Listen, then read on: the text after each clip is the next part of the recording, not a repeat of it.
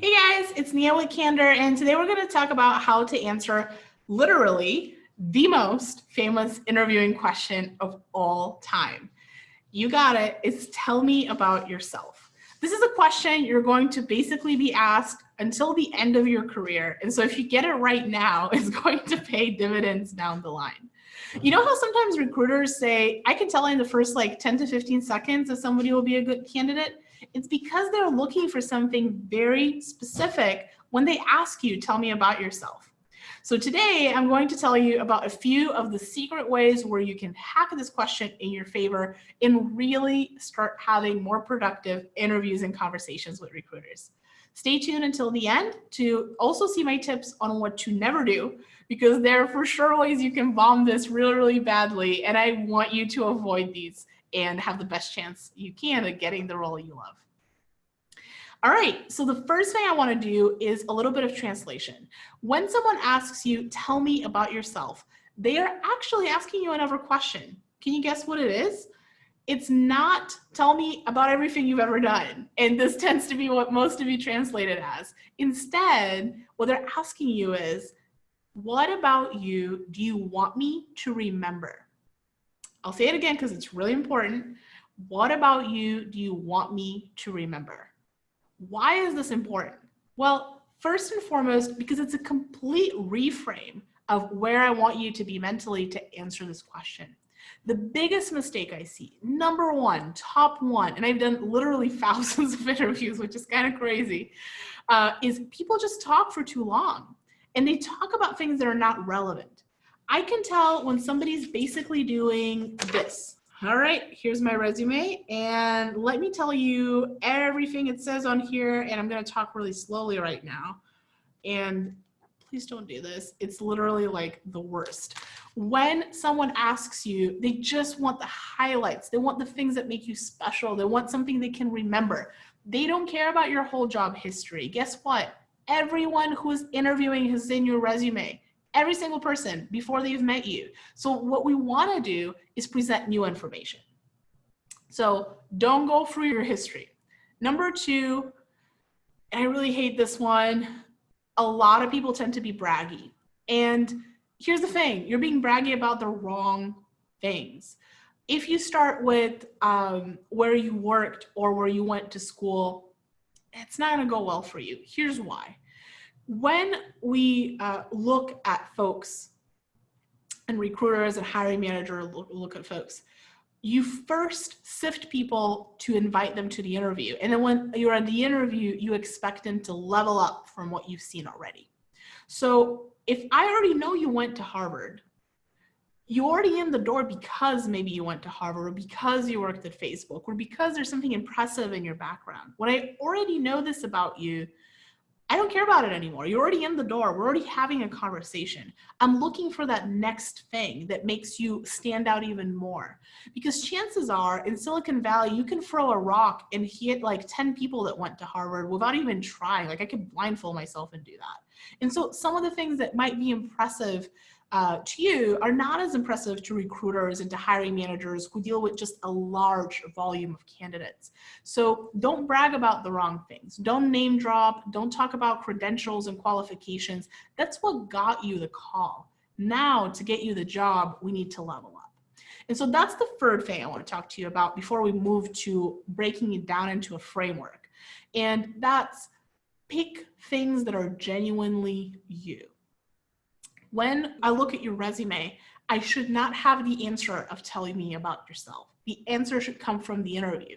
It should make me curious and really just like, wow, pop.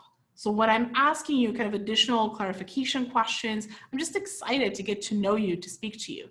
At the end, remember that people hire people they want to work with. And so make me want to work with you. Make me want to really learn more about you and make me feel that you coming into the team would contribute so much. And you would be so passionate about this problem we're trying to solve that you're the perfect candidate.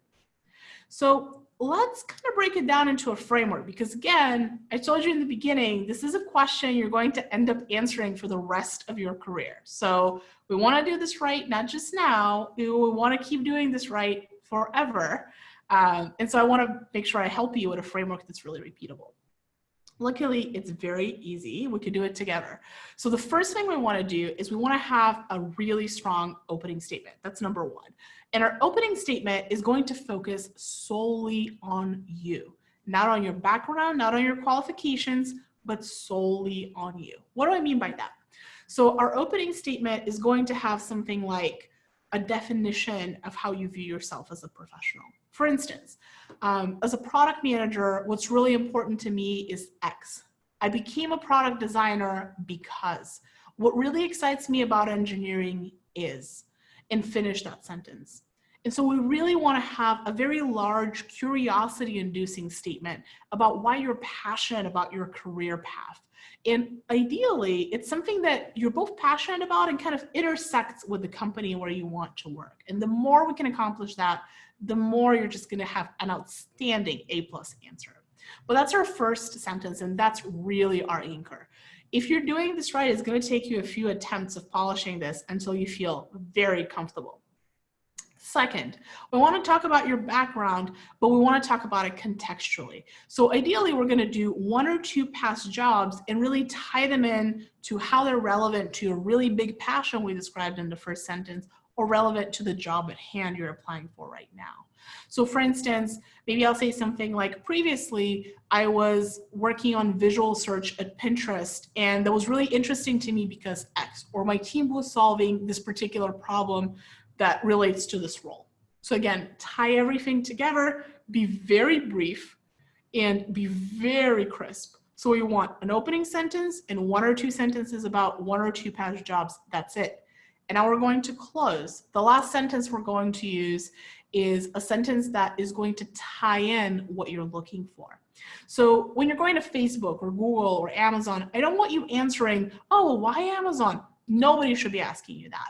When you're going into that interview and you're interviewing for that role, you should be answering that question and tell me about yourself, because I want you to have an immediate impact on your interviewer. I want people to immediately love you. I want people to immediately see you on their team. And the way we accomplish that is by kind of owning what exactly you're looking for. And so in the last sentence of tell me about yourself, you're either going to tell me what you're looking for in your next team, and you could describe that as the type of technical problem you want to solve, or the type of impact you want to have, or just the type of team, the type of people you want to be around. And ideally, you can tie that into the social mission of the company. You could tie this into the specific role or team, or you could tie it to nothing and just kind of keep the statement sufficiently generic where somebody listening to it would say, wow, he'd be a great fit, or she'd be a great fit at the company. And that's it. Now, this is going to be really, really hard in the beginning, because this statement is also your elevator pitch. This is how we're going to sell you. This is going to be a very, very important thing for you to work on, not just for answering the question, tell me about yourself, but really for defining yourself as a professional for all sorts of other things that you are going to do. So ideally, it's an impact statement that is really fast. And I want you to time yourself when you write this out. And really, it shouldn't take you more than 30 to 45 seconds to articulate. That's why, as a recruiter, or as a hiring manager, or as an interviewer, somebody will immediately know if you're not a fit. Because if you start rambling and you start kind of going on minutes, the rest of the interview is already sunk. So having a strong impact statement is super, super important. And I would love to see some examples of your answers either below in the comments, or you can email our team personally if you want us to review what your impact statement is. We have a LinkedIn group you can join where you can work with others collaboratively to get help on getting your statement and practicing how it sounds in a private and safe space. So ping me if you need the details. I will link how you can apply for the group below. It's completely free, and I look forward to seeing you in our next videos. We're going to talk about even more interview tips that no one ever gave you, but are super, super crucial for you to get the job. Thanks for joining us, you guys. See you soon.